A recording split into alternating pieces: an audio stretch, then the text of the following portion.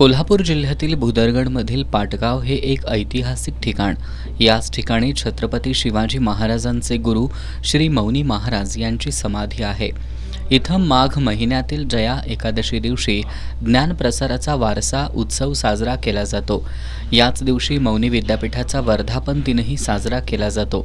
त्यानुसार आज पहाटे 6 वाजता विद्यापीठाचे अध्यक्ष आमदार सतेज पाटील यांच्या हस्ते मौनी महाराजांच्या समाधीस्थळाचं पूजन करून ज्ञानज्योत प्रज्वलित करण्यात आली.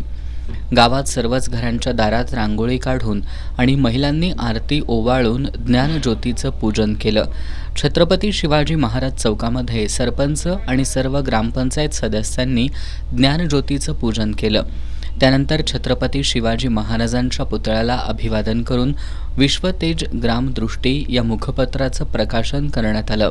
यावेळी बोलताना आमदार सतेज पाटील यांनी पाटगावात प्रज्वलित होणारी ज्ञानज्योत ही केवळ एक धार्मिक परंपरा नसून ज्ञानप्रसाराचा वारसा पुढे नेण्याचं प्रतीक असल्याचं सांगितलं. समाजातील शेवटच्या घटकापर्यंत शिक्षणाची आणि अध्यात्माची गंगा पोहोचवण्याचा संकल्प या मौनी महाराजांच्या ज्ञानज्योतीतून प्रकट होत असतो. गारगोटी परिसरात शिक्षणाच्या संधी उपलब्ध करून देणं हे मौनी महाराजांच्या शिकवणीचं आधुनिक स्वरूप आहे. संपूर्ण डी.वाय. पाटील परिवाराला यामुळेच उत्तूरचे आणि पाटगावमध्ये स्थायिक झालेले मौनी महाराज यांनी आपल्या मौनातून आध्यात्मिक कार्य केलं. छत्रपती शिवाजी महाराजांच्या दक्षिण स्वारीवेळी त्यांना आशीर्वाद दिल्याच्या नोंदीही सापडतात.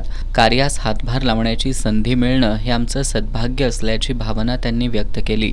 मौनी महाराजांचा इतिहास हा त्यांच्या समाधीपुरताच मर्यादित नसून तो एक प्रेरणादायी प्रवास आहे. त्यांच्या कार्याचा इतिहास आताच्या तरुण पिढीला होणं गरजेचं असल्याचं आमदार सतेज पाटील यांनी सांगितलं.